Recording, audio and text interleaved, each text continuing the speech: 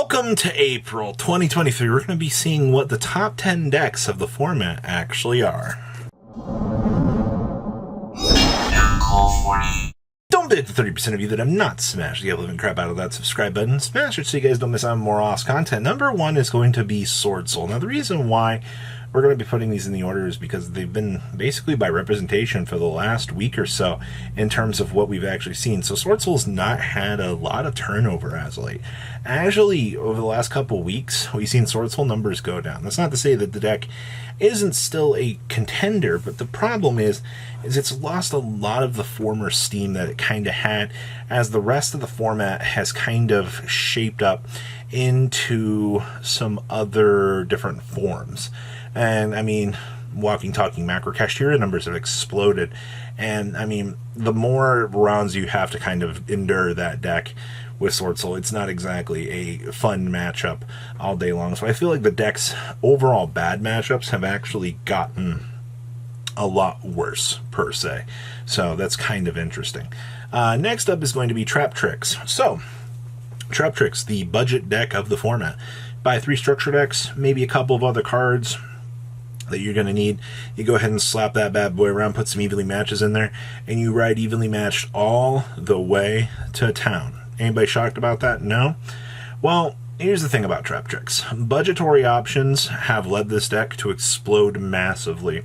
And the fact that you have competitive viability out of this because of, your established card pool with the deck, it has opened up a lot of players to consider this. You've also seen a return of a lot of players that normally couldn't afford the game that are picking up Trap Tricks, and they're getting the chance to actually be successful out here. So I think that that's a win-win across the board here. When you can see decks like this return back into the format, see success, see these variations actually be successful. And that's what Yu-Gi-Oh! Is honestly about right now. So, yay, evenly match the deck. Next up, it's going to be Sun Avalon, specifically Rika variations. You can play the whole Therion package in this deck, but putting this deck at number 3, it's had decent representation, I'll be honest with you. For the most part, this deck still kind of is strong. It doesn't... I haven't seen this deck really top on the NA side of things. It's usually been South America and Europe that I've seen these tops for. So one big thing is, yeah, it's pulled in some representation as one of the better decks, but it's not pulling representation on the NA side of things. So that's one big thing to really consider here with Sun Avalon putting it in the top cut here, is your overall focus point is everywhere else in the world is definitely making this deck look a lot better than it kind of is comparing to the rest of the metagame. So, plant stuff, still doing its thing, very, very strong. Speaking of plants doing their thing, you have Naturia, specifically the Runic variant up here. Naturia Runic has had a decent amount of tops this format.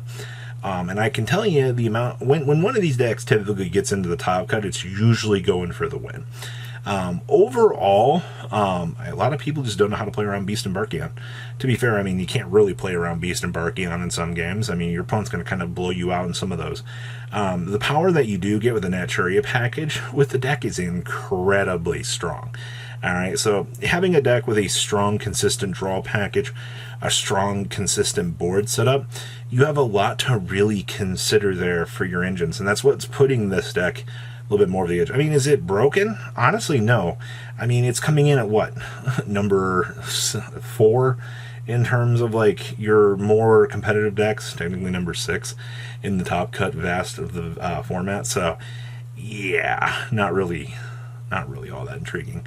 Next up is going to be Mathmech. Now, Mathmech technically should be number 4 in my personal opinion, because this deck has been doing a lot of work.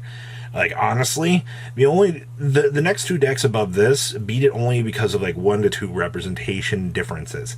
And overall, Mathmech right now, I can tell you from the amount of people that I've heard playing this format, they just, the minute the circular comes down, they don't have a response, it's usually game over.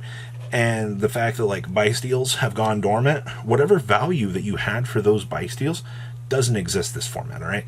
They've gone completely dormant, and because of that, Mathmech has had a huge rise of success. I've talked about this in last month here, when we saw Mathmech coming back out of the woodwork here, being one of the crazy powerhouses of the format. Also, access code, transcode, update jammer, OTK shenanigans is always going to be incredibly strong. Let's be perfectly honest there. All right, next up is actually Dragon Link. This one actually shocked me. The fact that we've seen Dragon Link at this point actually stepping back into the light here, showcasing that this deck had more and more people finally figured it out. Now, Dragon Link still has access to Bystial, so in the matchups that it wants to see those, it actually can, which means it can get some free wins out of the blue in some relatively interesting sectors. Maybe not in the places that you would really think that they would, but the fact that Dragon Link still has access to the engine pieces that it does, and to be fair, a lot of people still don't know. People have forgotten how to play against Dragon Link, especially the current incarnation of the deck, which can feel a little bit more bricky at certain points. You can't tell me if you've looked at the Dragon Link deck that you haven't really considered the fact that this deck looks massively bricky at the end of the day. So something to really consider, at least in terms of that. The deck is still being successful. Next up is Labyrinth at number 4. Now, I will tell you, full disclaimer here, out of the amount of NA regionals that I have seen, I have only seen 2 to 3 of these tops. A lot of Labyrinth tops and contributions have been to South America and the European regions for that. So I want to point that out, because I don't particularly think that this deck is worthy of being number 4, but in terms of numbers, out of the other regions, it's pushed it up as a global ranking. A lot of people have been citing Jinzo. Yeah, Jinzo is seeing play right now as a counter to the deck. But Labyrinth, if it's squeaking in, it's been 1 ofs. It hasn't been 2 to 3 ofs. I've seen more Traptrix and Cashier variants in top cuts than I have in terms of Labyrinth, I feel like, these days out of sample sheets. So, deck is still kind of strong, but I definitely don't think, at least in terms of power on the NA side of things, that it is anywhere near what we've seen in terms of the rest of the metagame. So kind of keep that in mind. Now this one's going to hurt people. Branded is number 3 now. Somebody's going to be like, nope, I don't care anymore. I hate to tell you this, but Branded has kind of... I think the best way to say to talk about Branded is you have to be a good player to play the deck. I'm not saying that is like a bad way, but like you have to know when to do certain effects when, and you can't just mindlessly...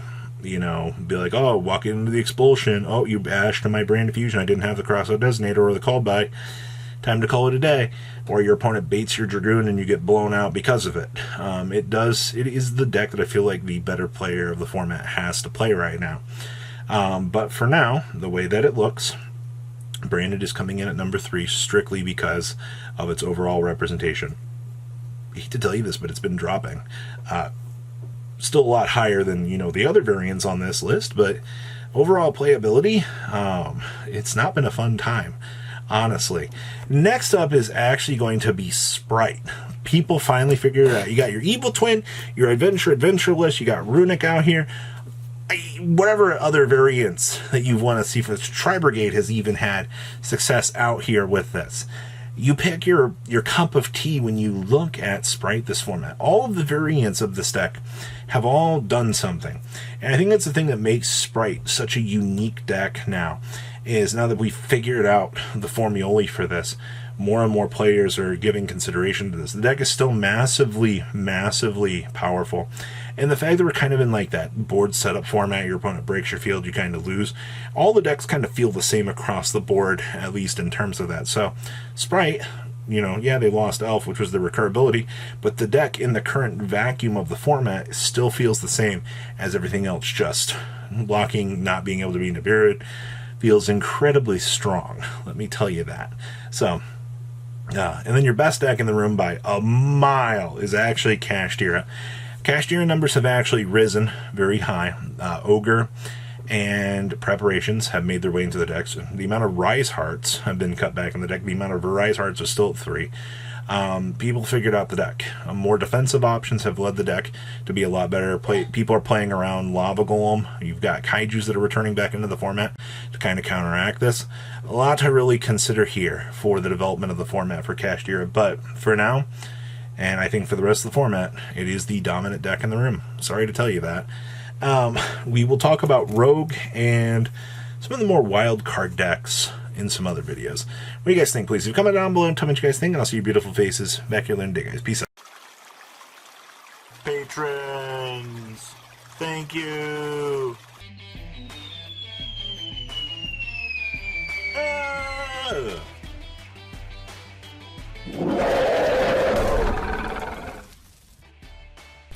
Thank you so much for watching. Check out these other videos.